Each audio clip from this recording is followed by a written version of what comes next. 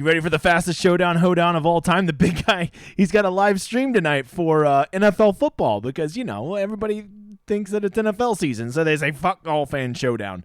So, what's up, new guy? There's no chance you're a new guy, but in case you don't know, I'm the Degenerate 75. I'm a high-limit DFS player that focuses on football and golf. Check out my schedule. You see that big-ass schedule right there? Come support it. I'm a content whore. I put myself out there. I'm a $2 whore. I'm a $2 hooker, which, by the way, a hooker got me there in cash today, college football. He's a great man. I played him by himself. A naked hooker. Okay, with that said, let's get going. Not a lot of time. Did you know that Patrick Cantlay is a god? He is a god, I told you. But not to be confused with all Patricks, because Patrick Rogers is a fucking loser. I told you the guy's a loser. He'll probably go birdie the last 4 holes, and he'll still fucking have a shitty round. Fuck that guy. So here you go. We have quite the conundrum heading into tomorrow. Most of you have seen all my content. You know what I'm going to tell you. But we do need to look at how the course played today. From what I saw with my eyes, roastable is what I would say. 3 shots under par. Get the fuck out of here. Like, that's a pitch and putt. Okay, these guys roasted this course, which we said they would do yesterday. We kind of had a feeling about this. So no surprise they did it. What are you going to do? What are you going to do? They're probably going to do it again tomorrow. And the one thing that we want to glean from that is that makes placement points a lot less valuable, right? The difference between second place and something like, I think it's like 30th. Go check out the math on DraftKings. It's legit like 1 birdie. So like, fuck your position points tomorrow. Get out of here. Yeah, I don't even think you have to have the winner tomorrow. If you just get 6 guys that go ham tomorrow and come screaming up from the back, you'll be fine not playing Cantlay or M. And I'm going to tell you right now, both those motherfathers are going to be, and Tom Kim, they're all going to be so owned. I guess the one saving grace is you can't own all of them, right? So maybe the fact that there's 3 big names up top will help lower the ownership a little bit. Am I right? I don't know. No surprise, the contest for tomorrow fucking suck. Thanks, DraftKings, for thinking that people don't love PGA just because NFL's going on. Have you ever heard of motherfathers being able to do 2 things? Jesus, what are we doing? What are we doing? By the way, hey, go like and subscribe real quick. No ads on here. I just need those likes and subscribe. Past 1,600 last night.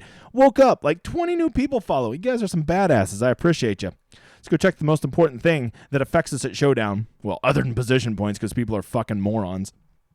It's weather. And needless to say, tomorrow looks a lot like today. A wise man once called it roastable. I will say it does stay cooler a little bit longer tomorrow, right? And we saw this on Thursday and Friday. They don't really start to roast the course till it warms up. So once again, I probably don't want to target anybody going out probably before 10 o'clock. I think that 10 o'clock is kind of a Goldilocks zone. So if you're taking those guys that are way, way back there, well, first of all, they're going to be playing at least 2 or 3 hours in probably not the best scoring conditions. So that's not great, right?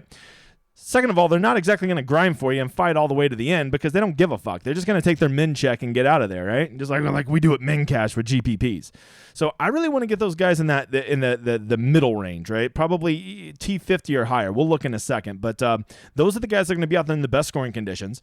They can go shoot an 8 under, bogey-free round with a streak, and it will offset even if they only finish T18 and get a couple position points finishing, they'll easily be able to offset what they're losing in finishing points with just how many fucking birdies they had, right? So that's the big strategy I'm going to employ tomorrow. Although I don't know how much I'm going to play with stupid DraftKings. I'll probably just do what I did today. I did my 2 cash lineups. Literally one hit 100%, one hit 97%. I lost a couple head-to-heads because I didn't have Cantlay, but the rest of the lineup was so good that it still got there. I'm telling you, just play cash at Showdown. I'm now 16 of 19. I post it somewhere, probably in the old Discord. So, yeah, look, they're all saying the same thing. We know what the weather's like. Let's go talk about who to play tomorrow. You want to know who the first thing you should look at on Sunday, always look at it, is guys in the top 10, right? Basically, hoagie up. Because, the guys 14 and better, they probably still have a chance to win, right? I think they could close down, especially if Cantlay just goes and shoots a 1 or 2 under tomorrow. Somebody will track him down and pass him fairly easily, right? So I want to be looking at those guys. Did any of these guys, like Mito, no surprise, he was not going to play well today. If you played him, if you chased that good round he had Friday thinking he was going to do it today, you're a dumbass. That's not how it works. I told you. Who did I tell you would be the fucking nuts today? Sung JM. And I guess he was almost the nuts. He was the second nuts with an 8 under round today, right? Him and Neesmith. I was like, they were just such easy plays. I just played them both. It was just cash is so easy. It's like all you got to do is just take bounce back guys and people are like, well, he played bad yesterday. He can't play good tomorrow. Okay, dumbass. That's just not how it goes. On the flip side of that, I don't want these guys that played really, really well today, right? Cantlay, Rye, get the fuck out of here. Neesmith, Poston. Now, I will be the first to acknowledge, guys like Tom Kim, guys like Sung J M, guys like Patrick Cantlay, they can go roasty 2 days in a row. Okay, they're a little bit higher level of golfer. But to expect 99 percentile outcomes from Rye, Neesmith, Poston, S.H. Kim, Putnam, Hostler, to expect that 2 days in a row, I think you're fooling yourself. They might do it. Probably about, I would guess, less than 5% of the time you should expect them to have whatever you want to call this, 95th, 97% percentile outcomes for them. I just don't think that's very sustainable. So right there, all these guys that had great rounds, I'm out. Second of all, these guys up here, especially if they're Cantlay, M, or Tom Kim, or they are cheap, which I don't even have the salaries at, but I got to assume my boy Aaron Rye is probably pretty cheap.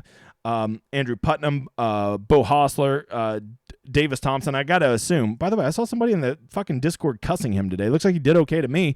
Chill out. So, those guys, they're going to be popular. So why play them? Let's just go down here and let's go find these motherfathers that are down here in the 40 to 50 range that are going to go off in that Goldilocks zone about 10 a.m.